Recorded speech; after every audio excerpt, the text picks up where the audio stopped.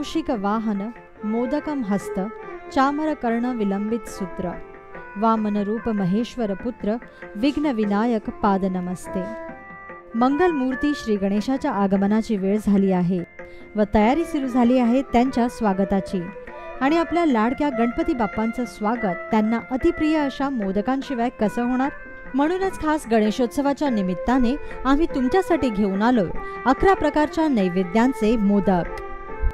चला तर मग यंदाच्या गणेशोत्सवात आपल्या लाडक्या बाप्पांना दाखवूया 11 प्रकारच्या निरनिराळ्या मोदकांचा नैवेद्य।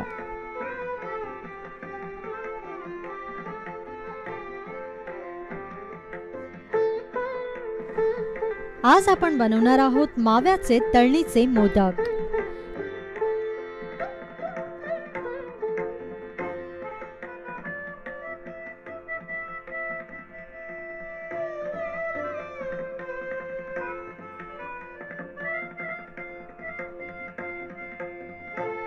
माव्याचे तळणीचे मोदक बनवण्यासाठी आपल्याला लागेल 1 वाटी मैदा, अर्धा वाटी रवा, 1 वाटी मावा, 1 वाटी किसलेला नारळ, अर्धी वाटी गूळ, 4 ते 5 नग हिरवी वेलची, 2 टेबलस्पून साजूक तूप, चिमूटभर मीठ, 1 वाटी दूध आणि तळणीसाठी तेल। प्रथम एका मिक्सिंग बाउल मध्ये मैदा आणि रवा एकत्र करा।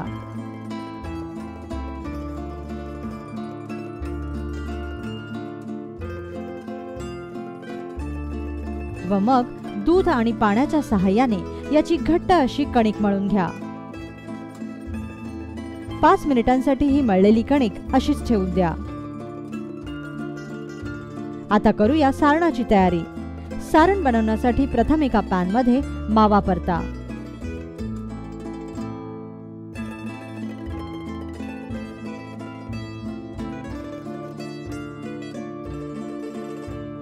मग त्यात किसलेला नारळ घाला,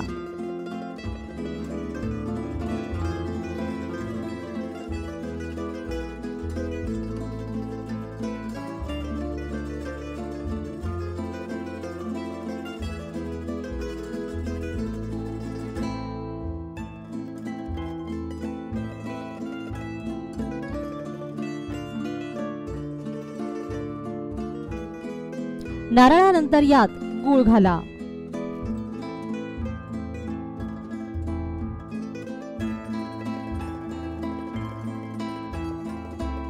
गुळाचं पाणी होईपर्यंत हे मिश्रण छान एकजीव करा।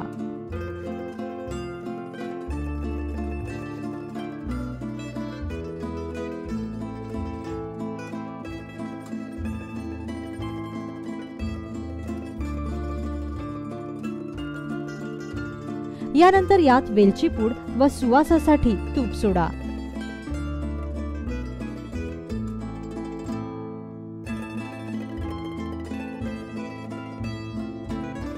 मिश्रण छान सोनेरी रंगावर परतल्यानंतर हे सारण एका मिक्सिंग बाउल मध्ये काढून घ्या।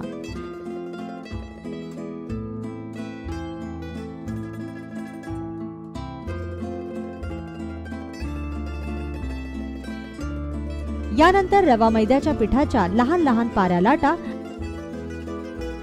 आणि त्यात तयार केलेले सारण भरा। बोटांच्या सहाय्याने अगदी नाजूकपणे या मोदकांच्या मुखऱ्या पाडून घ्या।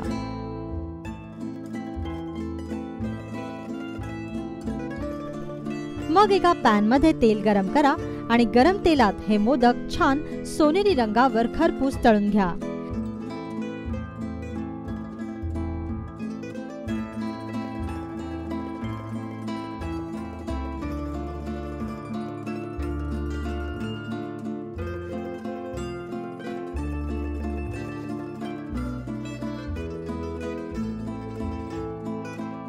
तयार झाले तुमचे माव्याचे तळणीचे मोदक।